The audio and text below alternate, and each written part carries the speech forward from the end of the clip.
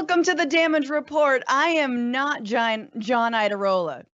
Who's the host of this show? I'm Francesca Fiorentini. John Idarola is on vacation, a much needed break. You get me. Dad is gone. It is just Francesca Fiorentini. And guess what? My co-host, Anna Kasparian. What's up, Francesca? How are you? I'm good. It's been a long weekend. I've never hosted John's show before, and I'm going to make it look incredibly hard, I think, because he makes it look so easy. You host your own show. You're not giving yourself enough credit. You're going to be totally but fine. it's not a news show. Here I have to pretend like I know stuff, and there's graphics. There's graphics. Anna, there's graphics. I'm very scared. I'm familiar with the graphics, but you do a news podcast, believe it or not. You're going to do great, and I'm looking forward to it. Did you get some time to relax? Did you cram yourself into a beach or some kind of body of water? It was 110 degrees in LA. Let me just say, I actually gave myself the 3 days in a row off. Didn't do the Jacobin show that I host every Saturday. Just gave myself a proper 3 days off because I really needed it. It only took the production meeting this morning to reverse any progress that was done on my mental sanity. And I want to basically rip people's throats out. So I'm in that kind of mood. So just letting you guys know. Yeah. Just coming in hot on a Tuesday. That's okay. Anna, I'm so glad you're here because we're going to need you. We are talking about things that will make you want to rip some people's throats out. Candace Owens coming for Cardi B. A gender reveal party that revealed people are idiots. And we'll get into what happened a little bit later. The coronavirus, once again, spiking. We're in for a very long winter. We have to brace ourselves. We need this time off. So we miss John. So happy to have Anna. And let's just get into it. Let's do it. All right. Michael Cohen, former Trump lawyer and fixer who pled guilty to financial crimes and campaign violations in 2018 and is serving 3 years in federal prison, has just released his book. That's right. This grifter's gotta get paid too, but we'll discuss what kind of grifter he is. Michael Cohen's book, Disloyal, a memoir, is being published today. Lots of advanced copies and advanced access to this book from NPR and AP and all other. I don't know about TYT. I'm not sure if we got special access to it. Lots of bombshells. Again, this is the only person actually serving time for the crimes that they committed for Donald Trump. Some of those bombshells include Donald Trump talking about how Black and Latino voters were, quote, too stupid to vote for him, and that any country run by Black leaders was an S-hole country. We've heard that before. On another occasion, the death of the South African president Nelson Mandela. Cohen says that Trump told him that apartheid-era South Africa had been, quote, beautiful, and that Nelson Mandela had effed the whole country up. Wow. Another one, something that I think we sort of knew, but now it's a great reminder. Trump once set up a fake Obama and staged this entire Apprentice act out with an actor who looked like Obama. So in a photograph that is included in this memoir, Trump is seated at a desk across from a man who looks vaguely like the 44th American president. In the middle of Trump's desk are two books in which one has Barack Obama emblazoned on the front cover, in case you didn't understand who he was supposed to be talking to and about. And this was all part of a 2012 RNC video that didn't actually air because back then, if you can believe it, there was mildly more taste in the Republican Party. But this was just a sort of dream, like a fantasy that you fulfill. And Trump's was firing Barack Obama. And then maybe he did it in real life. One other thing I wanted to just point out of this, which I found particularly disgusting. Cohen reports how Trump leered at his 15-year-old daughter. The three were at a Trump New Jersey golf club 8 years ago when Cohen caught the president staring at his daughter. Quote, when did she get so hot? Trump asked when he learned the girl he'd been staring at was Cohen's daughter. Not before, after, when he found out it was Michael Cohen's 15-year-old daughter. Anna, what do you make of Michael Cohen, the only guy serving time in prison, now out with his memoir? Well, okay, so I want to comment on the specific things that we've learned through his book so far. I'll do that in a second. But first, let me just say, none of this matters. None of it. 0% of it. It's not going to change Trump's supporters and their opinion of him. It's not going to hurt him in any way. This is now the 28th book of, that has like a Trump friend, insider, whatever, uncovering all of these shocking details about Trump's life. Again, no one cares. This is just, the gossipy stuff that liberals love to talk about, right? And I know we're talking about it, but I'm getting kind of exhausted with the, maybe this will change things. It's not going to change anything. Let's just accept that. Totally. I love how on one hand, Trump is calling Black Americans too stupid to vote for him because he's trying to make an argument that he'd be better for Black people in America. And then at the same time goes after Nelson Mandela for ruining the country, his country, for ending apartheid. Oh yeah, I'm sure it's Black Americans who are the dumb ones for not wanting to vote for him. And then I don't mean to kink shame, but like the Obama thing, I'm starting to think he gets some sort of sexual gratification thinking about Obama and like punishing Obama. And it's kind of creepy. Oh yeah. I mean, he also has been bringing up the dossier, as he says that the Atlantic article about him insulting soldiers is basically like the dossier. It's like, dude, no one was talking about the dossier, but now that you are, we're suddenly reminded of the most salacious part of that dossier. And like the fact that this was a presidential suite that Obama was staying at, and that was kind of your thing, bro. Like, yeah, that was a little bit your thing. I totally agree with you, though, that this, after so many books that have come out about what's gone on in the White House, like, I absolutely believe it, but I'm balanced between this, like, how much should we be numb to it and how much should we remember that this really matters? And I mean, it really matters in that it is disgusting and ridiculous, the things that he's said and done, and that he is absolutely a sham, right? His entire campaign, his entire persona. I think with Cohen, and I want to read a little bit more about this, Cohen strikes at me at a different chord because Cohen loved Trump. Cohen was like groomed by Trump. He was his lawyer from 2006 to 2018. And he grew up apparently reading The Art of the Deal and had wanted nothing more than to work for Donald Trump his entire life. Cohen says, in the book, this is from NPR, Cohen alternates between taking accountability for his own behavior and trying to describe what he found so magnetic in Trump, that language sometimes skims close to erotic terms. This is Anastasia at NPR writes, it was physical, Cohen writes, emotional, not quite spiritual, but a deep longing and a need that Trump filled for me.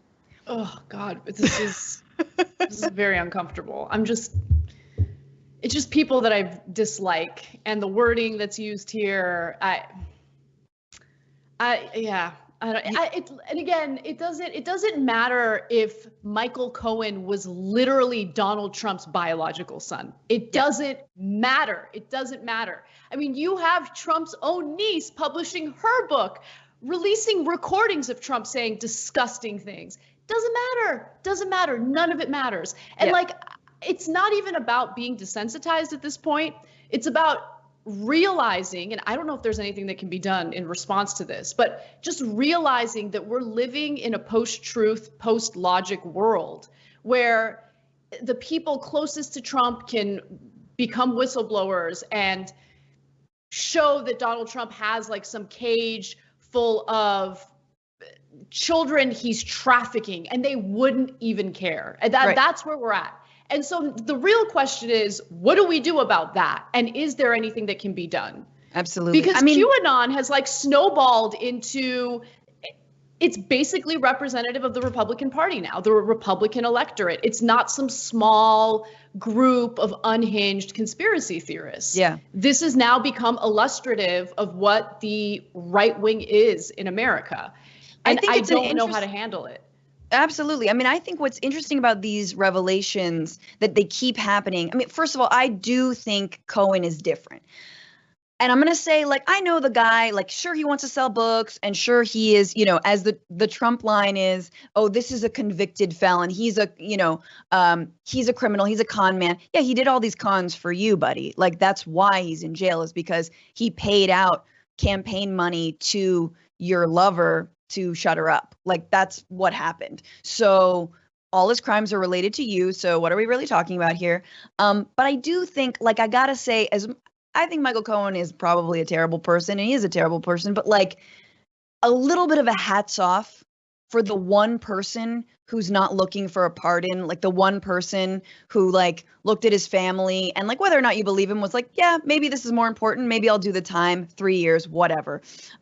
Like I feel like I have a slightly more respect than, let's say, John Bolton, for example. Mm-hmm. But I also feel like what you're saying with this outrage, I feel like liberals, moderates, the Democrats, sort of, establishment Dems are looking to the left to be like, when are you going to get excited? And the left is like, we've known this. When are you going to get excited? Like, when are you going to do anything about it? So we're kind of all looking at each other. Well, like, when are you doing something? They're all, it's like establishment Dems are like, well, when are you taking the streets over Michael Cohen's book? And it's like, we're not going to do that, necessarily, right? We're not going to go out there because of this Michael Cohen book. Because we knew what was going on, and you guys dropped the ball in 2016. So there's like this little bit of a, I mean, corporate Democrats dropped the ball countless times since 2016. Okay, Nancy Pelosi was in the process of impeaching Donald Trump, and in the middle of this impeachment, she decided to call a press conference to brag about how she negotiated with Trump and they reached a deal on this like rebranded version of NAFTA, right? Right. What are you doing? What are you doing? That is not how you fight. Like, okay. As someone who identifies as part of the left, I'm definitely to the left of corporate Democrats. If they're pointing fingers at us regarding empowering Donald Trump, that is the most laughable thing I've ever heard. They're the ones who latch onto things that people don't care about, make a big deal about it, while Donald Trump is actually getting away with murder, robbing the American people. They never focus on his financial crimes. They stay away from his financial crimes. And then they make a big to-do about these books that come out. No one cares. No one cares. And they shoot themselves in the foot over and over again by aiding and abetting Donald Trump in various policies. Nancy Pelosi is incredibly guilty of that. She won't call a press conference to address the fact that the Senate GOP has blocked the next round of stimulus. She won't make a big to-do about that, but she'll definitely call a press conference to give Trump kudos for this rebranded NAFTA deal. Please get out of here. Like, I'm so sick of them. I don't identify with them. I'm embarrassed. Oh, I know. She's very strong with her ripping of a speech, and she's pathetic and embarrassing. Honestly, 100%. That's so true that like her trying to give him a little bit of a win, like he doesn't get what you're trying to do. He doesn't get that, like, whatever you're trying to pull, or he doesn't want to be normalized. And I think it's so funny, right after the RNC making such a big deal about cancel culture. Oh, we're in cancel culture. This book is just one more proof, like, of all the proof. How many like alleged rapes, let's just call them rapes, do you need before you realize this guy is uncancelable? You talk about cancel culture, you can't cancel Donald Trump. He's uncancelable. Like, this is the first guy who should have been canceled. And nope, it doesn't matter. Whatever will come out, as you absolutely said, he could be, I don't know, like I always say, show me the undies, hashtag show me the undies. If he was wearing diapers, diaper Don, that would people would run out and buy Depends. And then the people 100%. Who really needed Depends wouldn't be able to find it. And then we'd be in a horrible conundrum.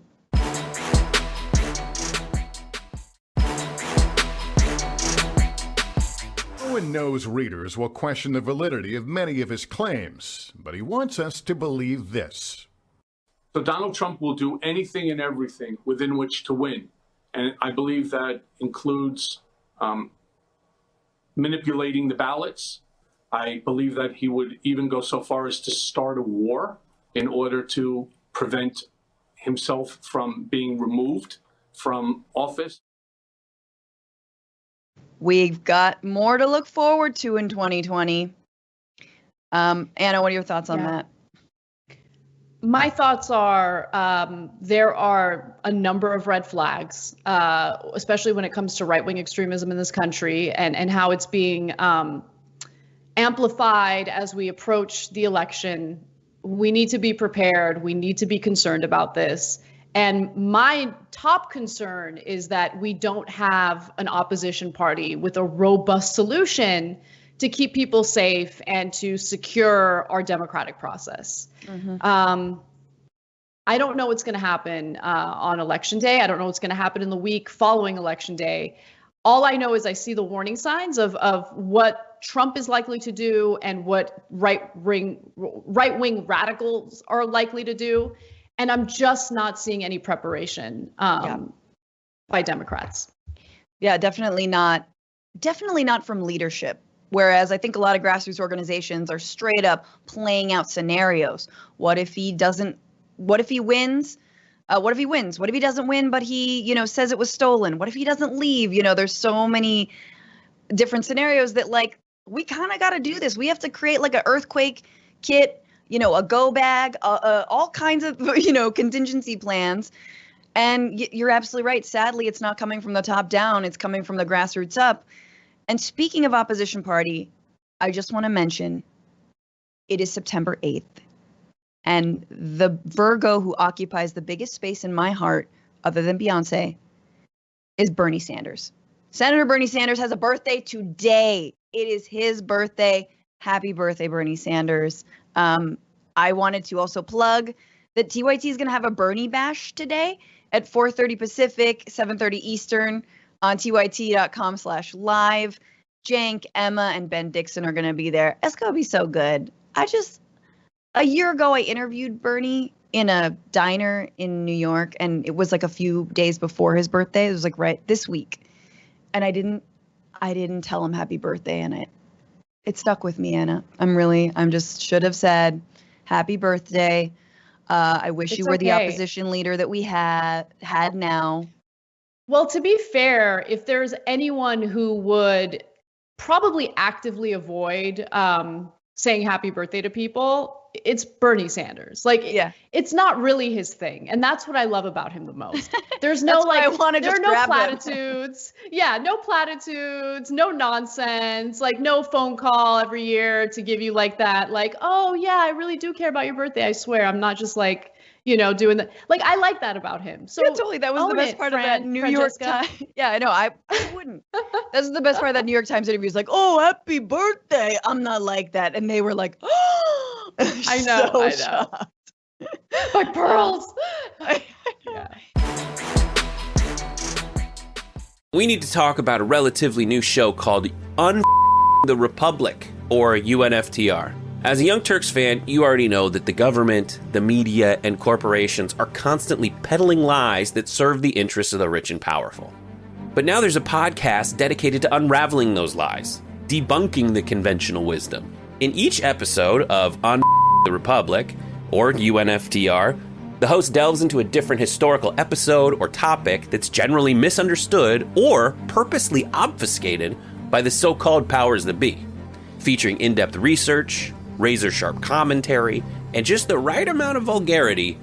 The UNFTR podcast takes a sledgehammer to what you thought you knew about some of the nation's most sacred historical cows. But don't just take my word for it. The New York Times described UNFTR as consistently compelling and educational, aiming to challenge conventional wisdom and upend the historical narratives that were taught in school. For as the great philosopher Yoda once put it, you must unlearn what you have learned. And that's true whether you're in Jedi training or you're uprooting and exposing all the propaganda and disinformation you've been fed over the course of your lifetime. So search for UNFTR in your podcast app today and get ready to get informed, angered, and entertained all at the same time.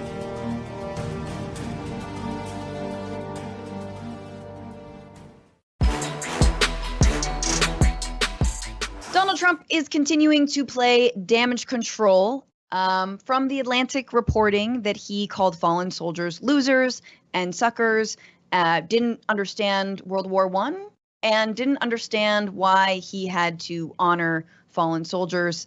Trump, we don't have this clip, but Trump did say that the United States military leadership is beholden to arms manufacturers in an attack on his own administration only days after reports that he had mocked fallen soldiers. Trump said leaders at the Pentagon probably weren't, quote, in love with me because, quote, they wanted to do nothing but fight wars so that all of those wonderful companies that make bombs and make the planes and make everything else stay happy.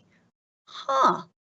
Interesting little analysis about endless wars from the president.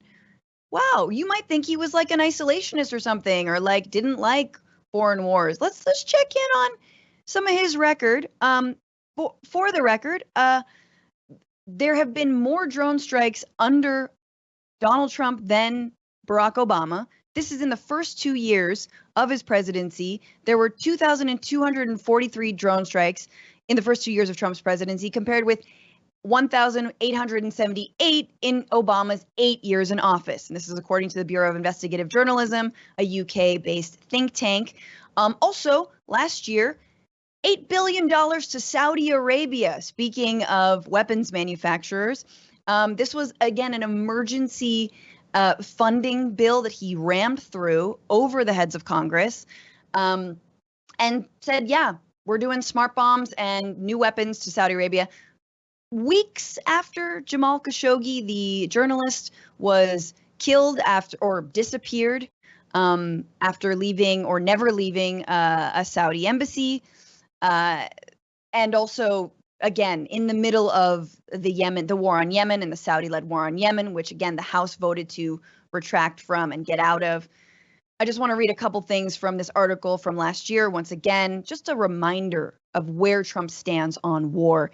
We're still in Afghanistan. We're 20, going on 20 years.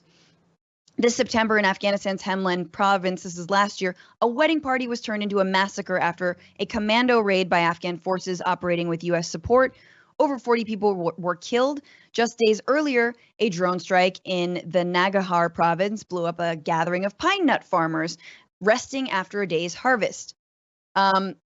Also, it's not just in Afghanistan. Independent investigators have shown huge civilian death tolls, once again, from the ramped up air wars in Iraq and Syria. The numbers are far greater than publicly stated figures released by the Pentagon. And under Trump, the number of incidents in which U.S. military has denied or hidden civilian deaths seems to have increased. One last thing, Amnesty International investigation is looking into an incident in Somalia in March when 3 innocent men in Mogadishu were killed after being targeted by a U.S. drone strike. This is last year. So this guy says the Pentagon leaders just want to look out for Raytheon and Boeing and weapons manufacturers, GE, and yet he seems to also like them as well. Anna, what are your thoughts on this strategy to throw the Pentagon under the bus, even though he's at the helm of the Pentagon? I think the strategy is going to work with his base. There's no question about that. It's the same type of fake populism that appealed to them, and they still think, even in this point in his first term, that Donald Trump is looking out for the best economic interests and, foreign policy interests of the American people. Obviously, based on all the details that you just explained, that couldn't be further from the truth. Remember, Donald Trump was the one who made the decision to drop the Moab, or the mother of all bombs, in Afghanistan. So the list goes on and on and on. And when it comes to sway or influence by private industry or weapons manufacturers, let me just remind you all that after we had, several mass shootings in the country, Donald Trump decided that he would announce some level of gun control. Now, of course, everything he says is usually empty and hollow. He didn't give any specifics, but he seemed to be much more receptive to gun control. And then the NRA hit him up and they were like, hey, listen, you don't remember that you're our whore? You don't remember that we paid you $3 million? That's how much we donated to you. So how about you shut up about gun control, because we control you. So for Donald Trump to claim that he's like some tough leader who's not swayed by corruption is laughable, to say the least. But look, this is information and evidence that I think logical, rational people will be receptive to. His base, I can't say the same for them. They're going to believe whatever he says, even as he negatively impacts their pocketbooks, even as they're watching their own family members drop dead from COVID because of Donald Trump's lack of leadership. Yeah. I mean, I think it's interesting.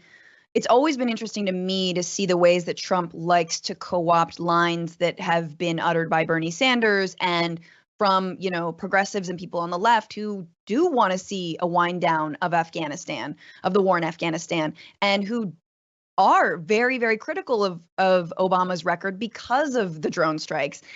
And yet we sort of give Trump this like blind pass. And because we're not looking at the details, he rescinded a 2016 executive order by Obama, which was an outgoing executive order, right? It was an outgoing policy to count the number of civilian deaths from drone strikes. It was like a little too late, buddy. But still, Trump was like, no, we don't need that. I don't want that, Yeah. And so once again, all of these reports have to be by these civilian review boards and international agencies, and we're still super in the dark. But so I find what's so annoying to me is like the Bannon idea, the Bannons of the world, where like, well, he just hates the globalists, and he just he's an isolationist, and we just have America first.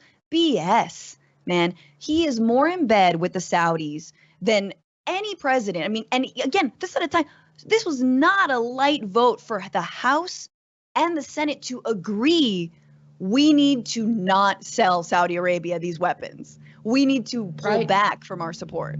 When does that happen? It never happens. Never happens. I mean, same with the bipartisan legislation regarding pulling out of our involvement in Yemen. Donald Trump vetoed that as well. I mean, Donald Trump, in all of his actions, has not only signed on to the foreign policies of previous administrations, he's expanded on it. And he pressured Congress, and it's shameful that Congress signed on to this, but he pressured Congress to increase the military budget in the latest, National Defense Authorization Act. Right. Why do you think he did that? Do you think he did that to give our soldiers better health care or to give our soldiers a significant pay increase? Of course not. That money goes to the weapons manufacturers. And after he secured that increase in the military budget, you want to know what the Trump administration proposed? Cutting $2 billion in health care for our troops and veterans. So that money is going to go to the private contractors, the weapons manufacturers, and the same, corporations that he's accusing others of being influenced by. No, He's being influenced by it. He loves it. And he doesn't care at all about the American people. He doesn't even care about his own base. But, again, this is all information that's easily verifiable. The question is, are people seeking it out? Are people receptive to it? And it's becoming increasingly frustrating to feel as though we live in like this post-truth world where the evidence doesn't matter. People just go based on what they feel despite being confronted with evidence. Absolutely. I mean, it definitely, we are just living in a 1984 social experiment. I am really hoping that 2020 ends up with just Ashton Kutcher comes out and it's like, you got punked. We're like, yay, oh, silly Donald Trump. Just anything, because we are living in the upside down.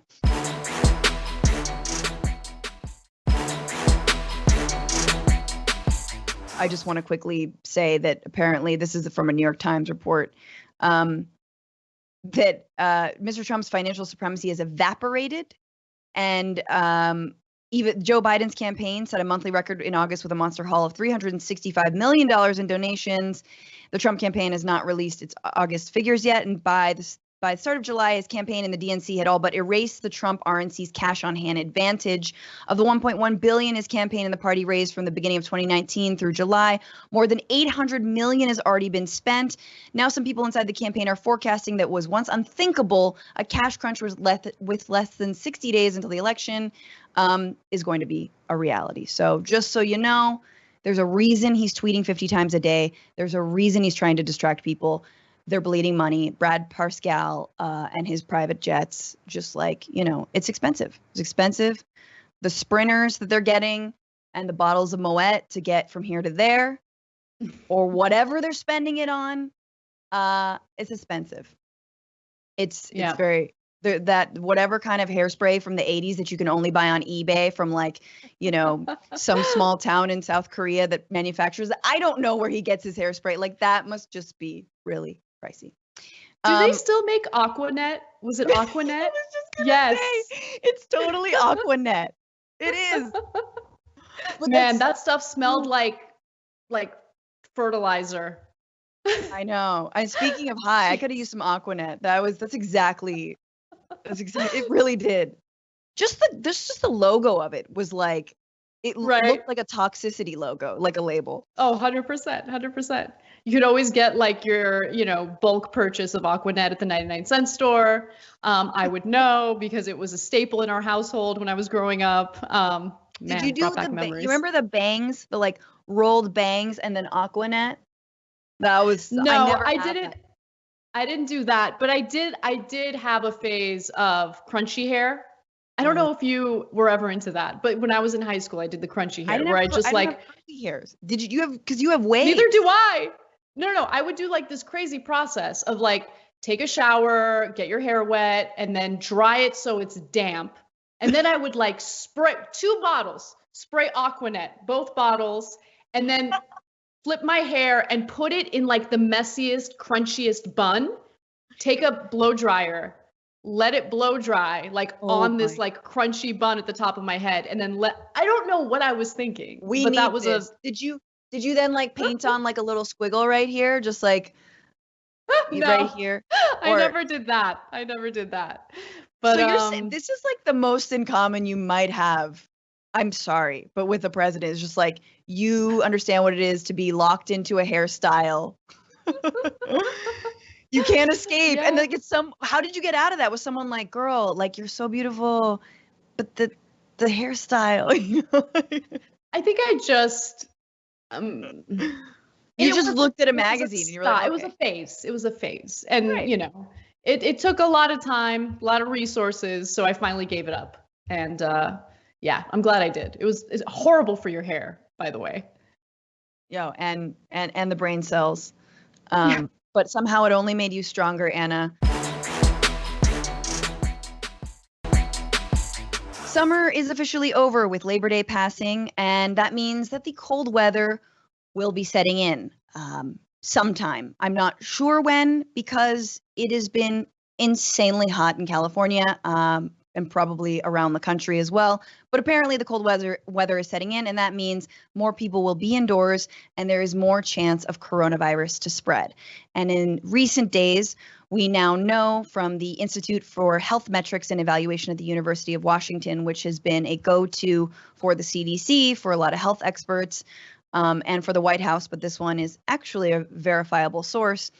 U.S. deaths from coronavirus will reach 410,000 by the end of the year, more than double the current death toll, and deaths could soar to 3,000 per day in December. This is from the director of the IHME, this institute. He says, quote, "The worst is yet to come. I don't think perhaps that's a surprise, although I think there's a natural tendency we're a little bit in the northern hemisphere summer to think that maybe the epidemic is going away." Relatedly, the institute says Americans' refusal to wear masks still remains a problem. It's an extraordinary opportunity to save lives, but apparently, the use of masks declined from a peak in August, and declines are notable throughout the Midwest, including some states such as Illinois and Iowa, with increasing case numbers. Yeah. Bad. I mean, this is the thing, like, I feel like we're in this moment of we have to keep repeating, just because you're over the virus doesn't mean it's over. Just because you're over the pandemic doesn't mean it's over. And it's hard. I mean, initially it was like, well, I want to do whatever the opposite of this awful, lying president does and says, because he's totally bungled and has blood on his hands because of this. And then you reach a point where you're like, it is 110 degrees and we're at a beach and people are without masks. And you know what? I'm not going to wear one. One can understand, we did so much early on in this pandemic because of the failures of our government to stay at home. A lot of corporations and businesses, small businesses made tons of sacrifices, didn't get the loans they deserved. And all we could do was stay home and be by ourselves and wear our masks. And now, months and months, 6 months into this thing,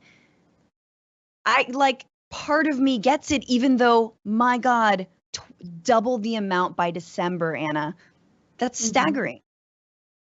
Yeah. I feel like this pandemic has really revealed what we already suspected about the right wing specifically, and how their supposed value of human lives when it came to women's right to choose, right? How they wanted to do away with a woman's right to make decisions about her own body because they genuinely believe that a zygote is a living, breathing thing that we need to protect. I mean, it just, for me, just further confirms that it's not about wanting to value and save human lives. It's really about wanting to punish women for the choices that they've made, the choices they'd like to make. Yes. That's one part of it. The other thing is, we are uniquely awful as a country in how we've responded to this. I mean, we account for 4% of the world's population, but because of the high number of deaths in the United States from COVID, we also account for 25% of the number of global COVID deaths. Yeah. I mean, it just gives you a sense of how much we failed. And we're right up there with countries like Brazil, for instance, in terms of our failure. But we're not the same as Brazil resource-wise. I mean, we are uniquely awful in that we have the resources to do the right thing. And the Trump administration has actively decided to do the opposite of what's in the best interests and in the best, health of the American people. He just doesn't at all care about this at all. And conservatives don't care. They don't care about human lives. All they care about is finding ways to control us, controlling the way we live our lives. And I think they use abortion as an excuse for that. Absolutely. I mean, it's really interesting. There's a lot of senators up for re-election who this November who railed on Obama around Ebola, like, oh, you failed. 2 people died. 2 Americans died. Joni Ernst laid into Obama for those 2 deaths. 190,000 deaths. I think we're there today. Maybe it's 186,000 deaths. This is, and what? I mean, again, this is the death cult of the GOP, and it is a life or death election. I absolutely believe that in so many ways. But it is hard not to.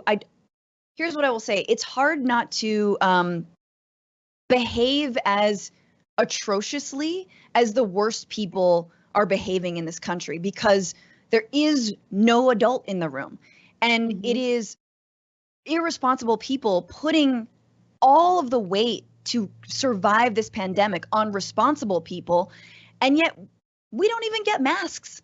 Have you gotten your N95 in the mail? Like, we don't have anything. So, like, what are we supposed to do? What are the people who want to be responsible to do? What can they do if they're not an essential worker? Or, if they can have the privilege to stay home versus go out every single day. So it is this free for all Lord of the Flies mentality. And you're absolutely right. It is, as an upcoming Newsbroke piece on Saturday that I am hosting is talking about, it is this pathology of American individualism. It is a cultural problem that we have. It is a belief that somehow all government is bad and that we can't collectively do anything. That is killing us. That's truly killing us. That we need to take an honest look at. Like, what does it mean to have a community? What does it mean to have a nation? What does it mean to band together to do something other than kill a foreigner on a foreign land? You know what I mean? Like just because it's not a war. So what do we do? Like, it's not a terrorist. So what do we do? But can you imagine if it was? Oh my God. Yeah. That is the saddest part, is thinking about if this were a true war, how we would have treated it. And going back to what you said about Joni Ernst and how she made a big deal about 2 Americans dying from Ebola, what the Democrats fail at over and over again is while they might pass the right policies in the House, that's not even half of the battle. The majority of the battle is how you engage in political theater. And Republicans have always been better at that. You know, every once in a while, I'll get comments from our audience. They'll be like, no, you don't get it. Democrats are failing on purpose. They are paid by their donors to lose. And you're probably right about that. But one thing that I do know for a fact is that the corporate Democrats want Biden to beat Trump in this upcoming general election. There is no question about that. Sure. But they are failing in their messaging because while Trump is like punching them in the face over and over again, they're just like, no, but Joe Biden's super empathetic. No one cares. No one cares. That's not enough of a message.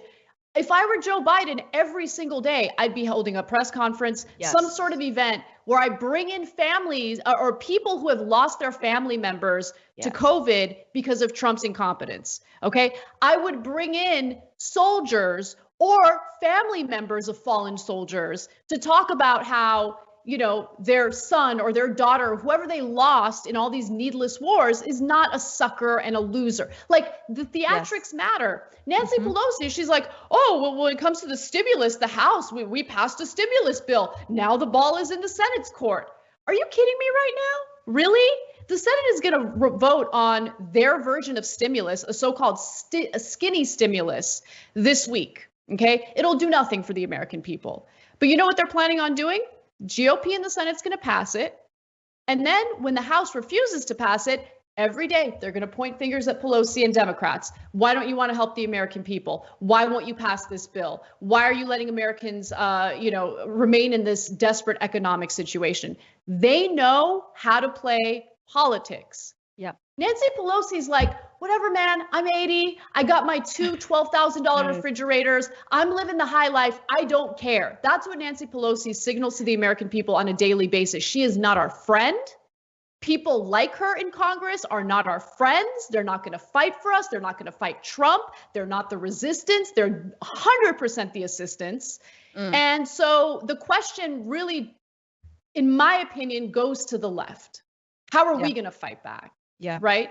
Because if we're going to sit back and wait for Democrats like Nancy Pelosi to do the right thing and serve as an opposition party to Donald Trump, I mean, we've already seen how that's played out in 3.5 years. You're absolutely right. I think this is such a good case to be made that progressives need to reclaim this party, that we need to build outside of this party. And we need to understand that they are not, as much as they claim, the resistance, they're the assistance. You're absolutely right. Because, I mean, I look at Black Lives Matter and, you know, the Movement for Black Lives, which is an awesome organization, you know, and as in the same breath, they're like, defund the police and Trump must resign, you know, and this is, you know, arguably a fairly left group. Not even as if it's radical to redirect funds from police departments into, you know, health and human services or whatever. But like, they can say both things at once, you know, that this is part of our strategy. We are the actual resistance. The streets are the real resistance to this fascism, to the white supremacy that we're seeing, to the extremism that we're seeing.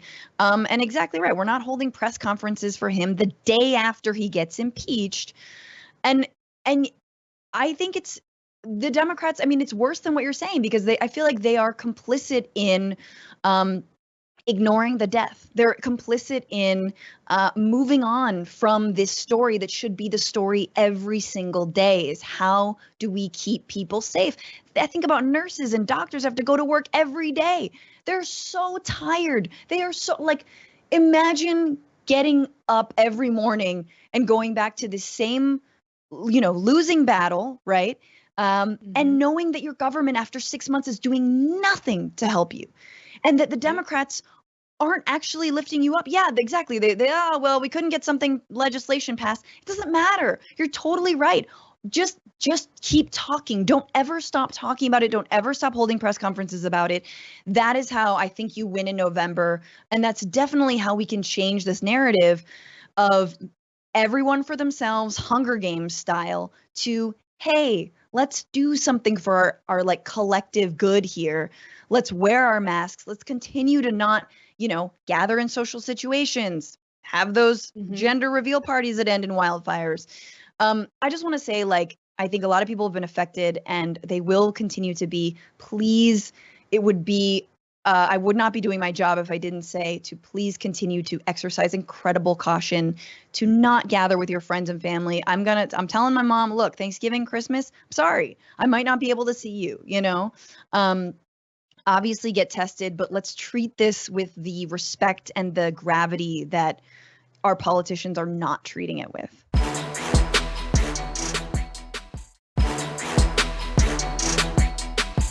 Record heat in California and all along the West Coast, and a wildfire season in full swing.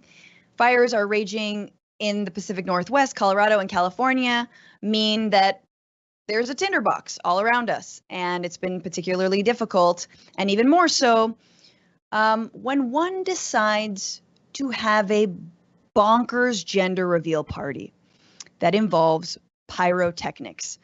This is what happened over this long weekend. The El Dorado fire burning near Oak Glen in San Bernardino County in California was caused by smoke generated from a pyrotechnic device used during a gender reveal party. As of Monday night, the barely contained fire had grown into a monster that has already burned through nearly 10,000 acres and forced more than 20,000 people to evacuate. Wow. I'm trying to remember exactly how this one went down and how it was actually even started. But apparently, Anna, this is not the first time that gender reveal parties have ended in forest fires. I just want to read this and then get your thoughts. A similar antic in 2017 started a 47,000 acre wildfire in the foothills of southern Arizona's Santa Rita Mountains last year. Another gender reveal gimmick set off a brush fire in Florida. Gender reveal parties have also caused a plane crash. Last year, one grandmother was killed when she was struck by shrapnel after a family unintentionally created a pipe bomb while attempting a colorful explosion to announce the sex of their unborn child. Thoughts?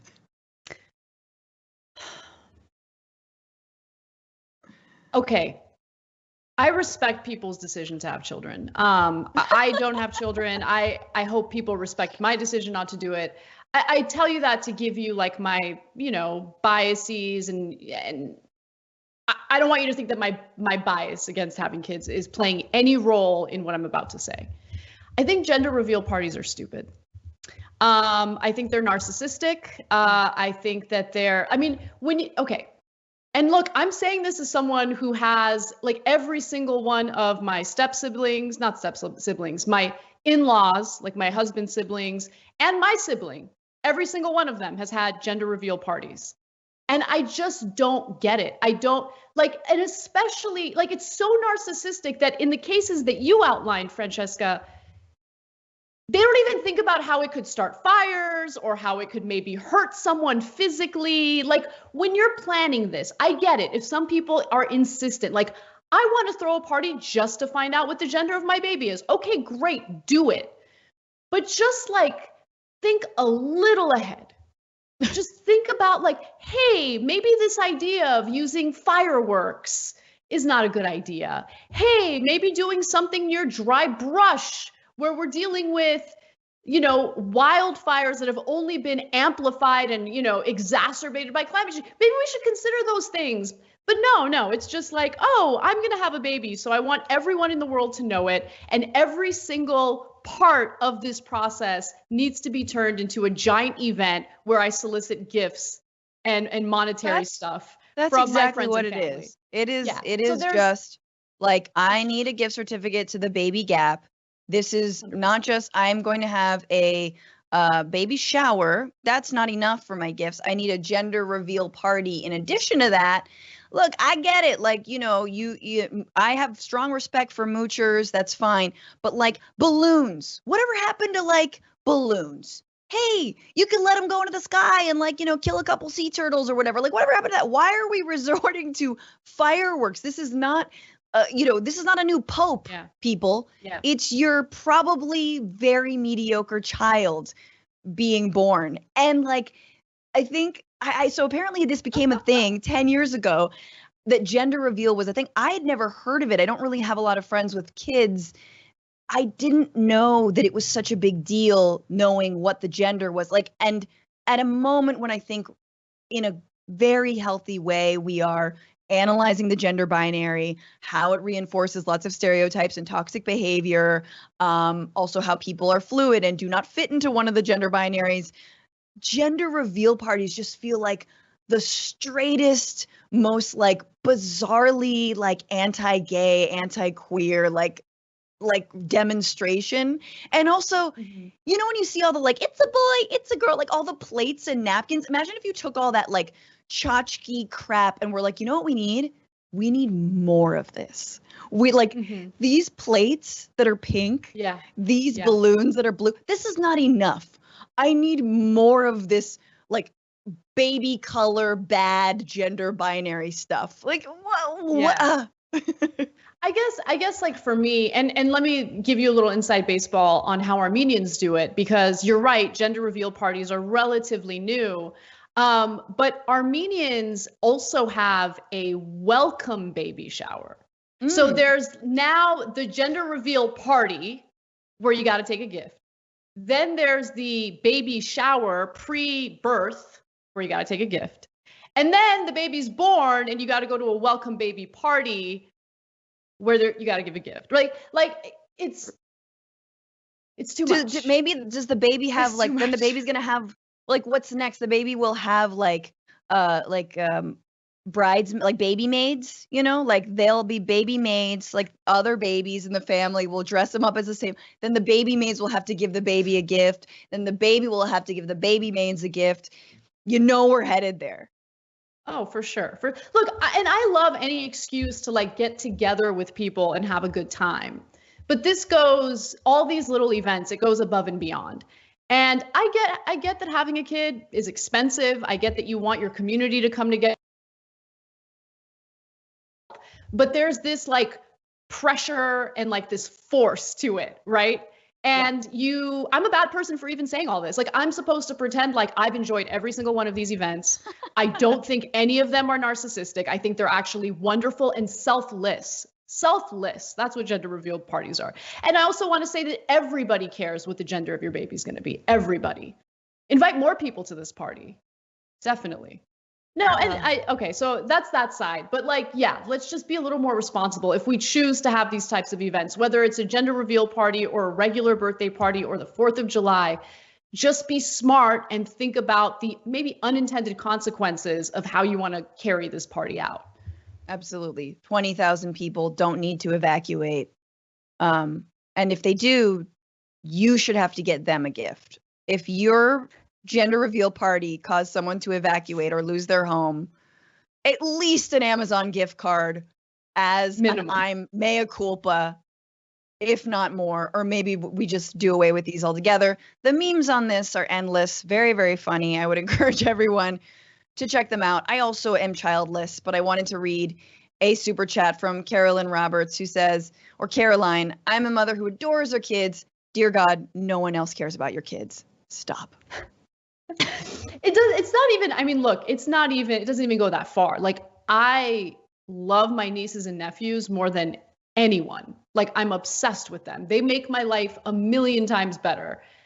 I just think like the I can't stand the theatrics and all of the like, what's important to you is not necessarily important to everyone around you, right? So finding what the gender of your baby is, I think people would be shocked to find out, like, most people don't care. They're going to love your child no matter what, right? Like, I'm going to love my nieces and nephews no matter what. I don't care what their gender is. I don't care what their sexual orientation is. So like the thought of having a party to make a big deal about the gender, or it's not even the gender, it's not even the right terminology. It should be called like the sex reveal party, because you're talking about the biological sex based on, the ultrasound, that it's not the gender. Gender is different from sex. But anyway, we're getting into the weeds here. You get what I'm saying. No, exactly. And if you called it the sex reveal party, maybe people would have a different approach. They would be like, let's skip the sex reveal party. That feels a little weird for our baby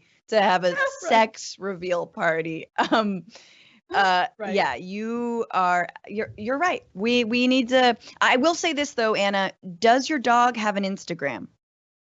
No, I haven't gone that far yet. I just started one for my cat, and I get nobody cares, and I know she doesn't have a lot of followers, but I did want a place to share my love, and you don't have to follow it. You can follow it, Tuxedo Chitty, at Tuxedo Chitty, but like you get your love for your animal. Imagine if you had a kid, it would be tenfold. You'd probably start an Instagram for it, and you'd obviously ruin them with social media from jump, but it's difficult. It's hard. It's hard when things are cute and squishy and like have Totally sweet faces. No, I'm in favor of the Instagram pages. I don't mind that. It's just like hey, I'm going to inconvenience everyone in my life to come to an event that they have to prepare for, that they honestly have to like pay for.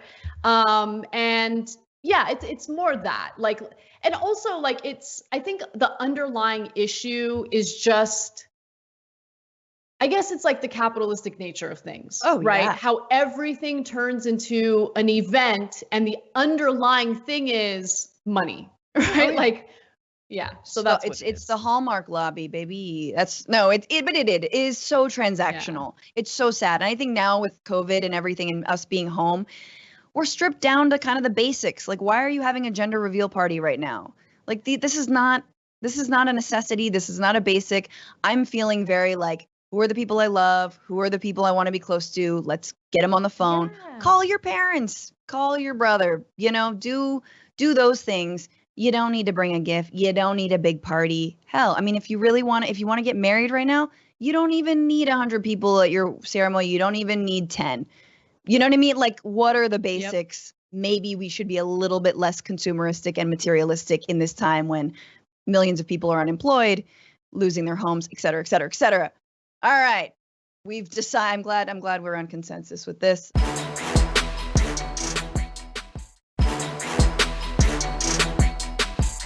Candace Owens came for Cardi B. That's right. In an interview with Ben Shapiro, right-wing race-baiting grifter Candace Owens, I really don't know what her formal title is, called rapper Cardi B illiterate, and said that she was stupid. I want to just play a clip of that right now. Say Kanye West, he's never really written about like go out, grab a gat and just kill people. But unfortunately today, that's the majority of what rap has become, right? And so I completely agree with your assessment about Cardi B. It is one of the biggest insults. If Black Americans are not insulted by the fact that Joe Biden, who has been hiding in his basement, for the entire year, made an appearance and came out because he was going to do an interview with Cardi B. Do we have nothing better to offer? I mean, this would be akin to Donald Trump saying, I'm going to give no interviews, but he came up and he decided to give an interview to Justin Bieber. Right. I mean, Justin Bieber, I'm sorry. I know you're a Christian man. I don't even want to put you in the same boat as Cardi B. But it would be absurd. Right. White America would go, what is this? Why are you being interviewed by Justin Bieber? And it's because you're pandering. Right. You're pandering. You look at Cardi B's Instagram, you see she has millions of followers and you think, OK, this is an illiterate person. And if I appeal to this illiterate person and she does, like she literally did in the middle of this interview, they think she's cool, she's hip just by sitting here and taking this interview. Black people will vote for me. It's basically saying, Black people, you are stupid, you are dumb, and you're so foolish. I mean, do you think, what if she just said in the middle of the interview, Joe Biden, can you name one Cardi B album? Candace Owens talking to Ben Shapiro about the what got her goat, which was that Cardi B, a world famous rapper, would use her platform to interview Joe Biden. Not the other way around. This is all right. We can get into it, but just so many things wrong with that video. I just want to say it also ends with Ben Shapiro claiming that his version of WAP, right, is better than Cardi B's. And he says, quote, my version slaps harder. Oh my God. Like so many things wrong with this. That's right, Fran. My version slaps harder. I slap so hard. I have the hardest slapping version. That's what I believe. Like I slapped my wife. What? He's Everything God. about him. But I do appreciate that Candace Owens, in her own way, is celebrating the mentorship of Ben Shapiro, because much like Ben Shapiro, she doesn't make any sense when she's talking, but she speaks quickly and confidently to trick people into thinking that she's smart or knows what she's talking about. I mean, I can't even count the number of times she embarrassed herself either in congressional hearings by demonstrating how little she knows about history, or even in cable news interviews. Yes. Again, demonstrating how little she knows about the world around her. And look, regardless of what you think about Cardi B's lyrics, maybe you don't like that kind of stuff, it doesn't matter. What does matter, though, is honesty and authenticity. And on one hand, you have Candace Owens, who's maybe the top grifter and will literally say and do anything for a paycheck as long as it clears. On the other hand, you have Cardi B, who has succeeded, is incredibly wealthy by being herself and by being authentic. Yep. And so say what you will about Cardi B. You can't ever argue that she's a grifter. You can't ever argue that she lies about who she is. But Candace Owens ran a blog that made fun of Donald Trump's junk size in 2016 before she decided to flip the script and pretend like she's some conservative who's disgusted with rap music. Yeah, absolutely. Not buying. That's exactly right. I think that is the most right analysis ever. I am a huge Cardi B fan. I am incredibly offended by Candace calling her illiterate and kind of policing her politics. And Candace Owens has been very much trying to pull Cardi B to the Kanye West side for a long time and gaslight her as a Republican, a Black woman in the public sphere, to basically gaslighting her into saying you're not a free thinker when you're a Republican is when you're a, quote, free thinker. Now, it worked on Kanye West, who also is bipolar and has mental illness issues and clearly struggles. So maybe a little bit of low-hanging fruit there. But also to claim that Kanye West doesn't rap about killing people and his raps are good and Cardi B's are not. No, man, look at anything Kanye's written. It's full of sexist, disgusting, offensive things. Now you have Cardi B, who's doing what Black female rappers have done since rap was, started, which is claiming their sexuality, reclaiming their sexuality, doing it in an incredible way, and also as a testament to her platform and how big she is. Of course she can talk to Joe Biden. Why wouldn't she talk to Joe Biden? She's not in politics. Candace is apparently mad that she's on her turf. She said as much. She said that Cardi B is on her turf now. No, she's not. She's way above you. Far, far above, soaring, looking down at you. Oh, look, there's the little grift. That's all it is. Yep. These are apples and oranges, baby. When he goes on her platform, Joe Biden doesn't use her. She's gracing him with a moment to be I want to hear you out, whatever, and I want people to vote. Anyway, back to my $1 million career. I want to say that Cardi B did respond in a series of videos and tweets, and I think in a different way did not own Candace and did not sort of go after her, attack her, but very much was kind of real with her. She says, why wouldn't Joe Biden sit down with me? I have millions of followers. I pay millions of taxes. I have the #1 song in this country. And she also says, this is in an Instagram video, we don't have it, or I don't think we have it. But basically she said that, look, that even though she's a, mega star, she has gotten death threats. She gets threatened by Trump supporters all the time. Some kid apparently tried to threaten to burn down her house. She had to call the cops. And cops showed up to this kid's door. She says that her sister, who is gay, has been harassed on the beach, and she posted a video of her sister being harassed by a Trump supporter in the Hamptons. So this was a different tone that Cardi took, which was, I know I shouldn't be stooping to your level, but after this many threats, after this much disrespect, I'm going to address it. right? And she didn't have to, I mean, I think that's, Anna, what I think I know experience a lot of times, which is like, why feed the trolls? Why address people who are so beneath you? But it adds up, doesn't it? Well, yeah, I mean, it's not that it adds up. It's just that after a while, and let me just also note for all the people online who respond to a person feeding the trolls with "don't feed the trolls," like that makes me want to find those people and go after them, because you don't know what it's like, right? And so when your life gets threatened, or when your family members start getting harassed, and when you deal with these people day in, day out, and you decide, you know what, I'm not going to be quiet anymore, I'm going to say something, just let people speak their piece, right? And so I have no problem with Cardi B responding. I do want to respond to Candace Owens and answer the question she had about Joe Biden refusing to give her an interview. No one takes you seriously, Candace Owens. No one.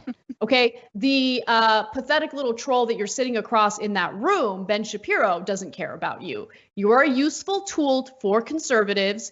You know that. That is your grift. That is how you make your money. So stop pretending like you're a serious person that a political figure should or would take you seriously. Yeah. The reason why Joe Biden isn't going to sit down and have an interview with her is because Joe Biden isn't going to use her as a tool, right? Candace Owens is going to be used as a tool by the right. And that's why she gets the interviews with Donald Trump. Right. And she knows all this. She knows all this. Right. And I don't know. Hopefully she has an easy time sleeping at night. I know I couldn't do it if I was just simply used as a useful idiot for the most reprehensible people in this country. I think what's really got me about this story is that Candace tries to essentially call Cardi the grifter and say that you are also being used. And it's the typical sort of the gaslighting that Trump people do in this world we're in, which is, I'm going to tell you exactly who I am. Like, I'm going to accuse you of the thing that I am doing. So she's basically saying, and there's not a tinge. There's nothing but racism in Candace's accusations. Racism, classism, right? She's saying that she's illiterate. She's saying that she was used by a white man, right? As if a black woman can't have her own autonomy and her own thoughts, right? And once again, saying that you're used, apples and oranges, honey. Like, there's no using here, right? Like, Joe Biden was lucky to get that interview, honestly, because we know Cardi B supported Bernie in the primary. She didn't have to talk to Biden. But I'm just going to be real. Looking at Cardi B's Instagram videos, I feel like there's better political analysis and strategy than from most people in this country, where she's like, look, we've got to get Donald Trump out. Biden wasn't my first choice, but I think people need to vote. That's it. That's it. Yep. Bless her for doing this. And of course, Anna, what do you think Candace has to announce beyond a baby who I'm sure will have a gender reveal party that will burn down an entire city? She's got a book. Okay, great. Yeah. There's a book coming out. Of course there is. So at the end of one of these, I realize I'm just relating to you guys this video like a he said, she said, because that's how we do it on Francesca Fiorentini's damage report, okay? It's just me being like, then I saw this, and then I saw that. And like, it's just this how it is. But Candace did hold up her book at the end of an Instagram live, which is so perfect. Good for her. I mean, if she can scam right wingers, which she has been doing, then more power to you, right? I just don't care. Like, I don't care at all. But one other thing, just going back to her comments about Cardi B allegedly being illiterate, which I totally agree with you. There's of course, this underlying racial component to it. But remember, Candace Owens supports literally the most illiterate president we have ever had in this country. Okay, a man who can't go a single day without tweeting something embarrassing, grammatically incorrect, misspellings. I mean, really? You're going to come at a singer, an artist, and accuse her of being illiterate when you're simultaneously supporting Covfefe? Okay, all right, do you? I mean, whatever. No one should take her seriously. And the thing is, no one does take her seriously. She knows it. Yeah, No so one she does. is projecting. Yeah. Absolutely. I'm so glad we got to this, though. I know half of these things feel like non-stories, and it's like, why are we talking about it? But it's important to name what's going on, and it's important to put down again the word soup, the word salad of Candace Owens, just sort of a very, very fancy way to be racist, a very fancy way to say I get ahead by throwing the entire African American community under the bus. That's how I've done it. And I think we need to constantly call that out, especially because we're going to be seeing her books at an airport near you if we ever fly anywhere again. But, it's like I swear, Anna, I was at a Hudson News and I saw Janine Pirro's book and Tommy Laren's book. And I'm still to this day mad that I didn't spill my coffee all over them. Like, I was like, what is wrong with me? I'm the enemy that I didn't just just take them, spill coffee, do something, and then bounce. And, the women working in the Hudson News, you think they're going to be like, no, don't hurt, Nazi Barbie's, memoir. Yeah. No, they don't care.